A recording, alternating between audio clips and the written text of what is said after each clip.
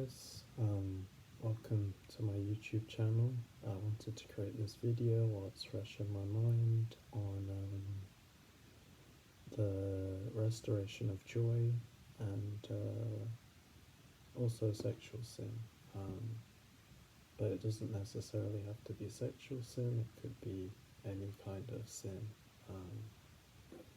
And so before I start, I'm just going to pray. Father, please help me to speak to these brothers and sisters in Christ, or people who may not even truly know you. I just pray that you would speak through me, and that you would just open our eyes to your word. In Jesus' name, amen. And so, I guess the main verse for this was Psalm 51, verse 12.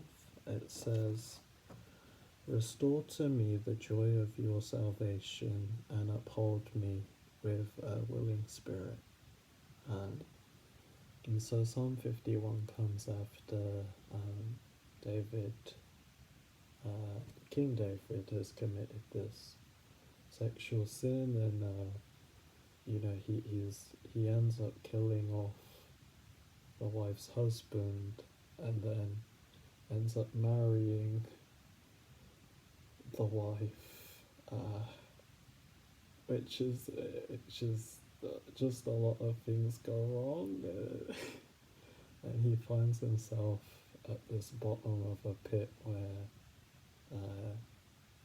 he's just crying out to the Lord and repenting. And recently I've gone through a season where things were okay, and then I've just taken like a big dip. And recently I guess I've gone through a breakup, and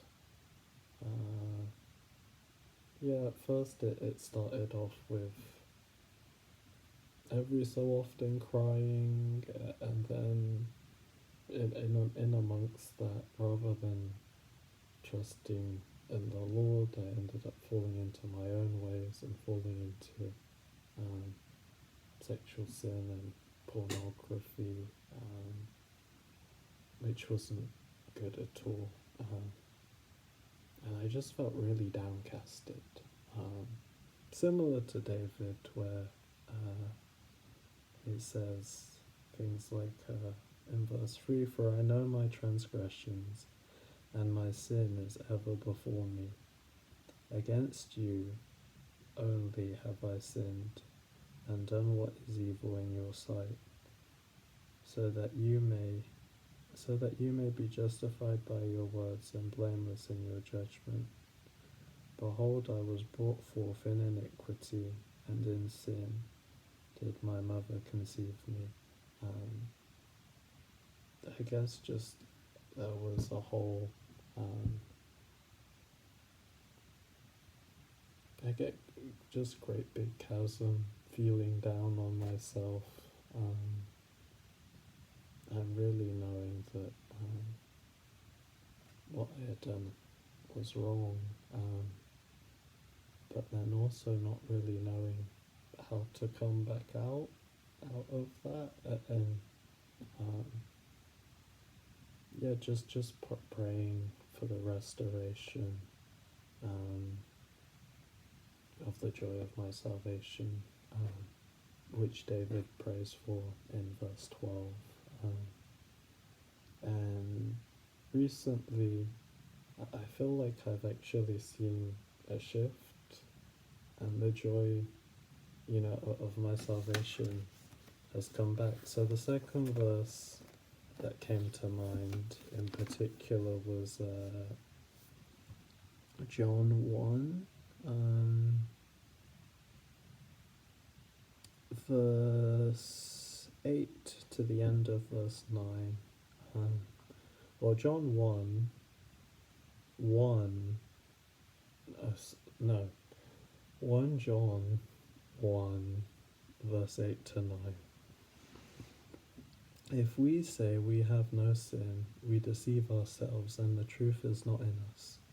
If we confess our sins, he is faithful and just to forgive us our sins and cleanse us from all unrighteousness. If we say we have not sinned, we make him a liar, and his word is not within us. And so that was just a true, honest confession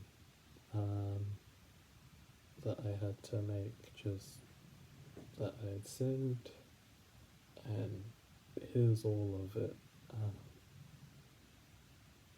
And the great thing about this is that God is faithful.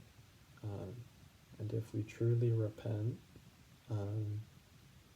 then he's able to forgive us and cleanse us, not just from one small bit, not just from this particular sin, but not all the others, but it says all unrighteousness. So it's all sin, whether it's the worst thing that you feel that you've done, or whether it's something that you've done a long time ago, you think you've forgotten about it, it comes back, and then you're like, oh, and you don't know what to do with it. He's able to forgive us of all unrighteousness. And when we truly repent and receive his forgiveness that he gives us,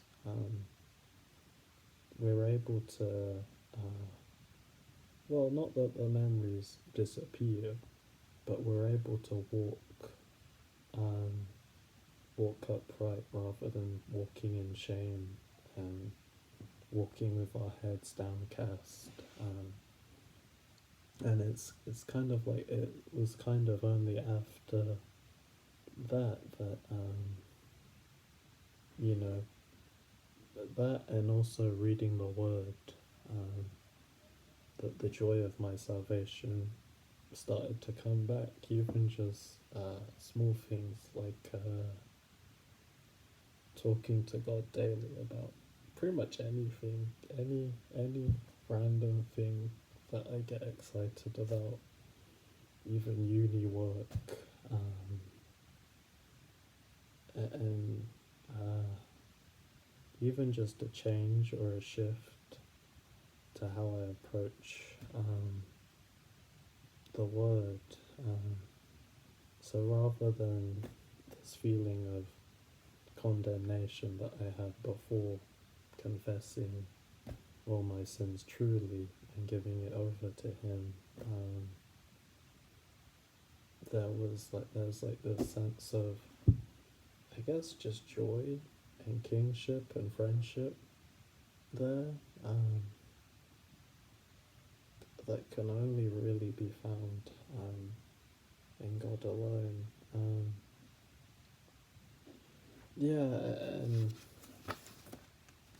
linking John 1, verse 8 to 9, it links to, it's Romans 2, verse 15 to 16. They show that the work of the law is written on their hearts, while their conscience also bears witness, and their conflicting thoughts accuse or excuse them on that day when according to excuse them. And so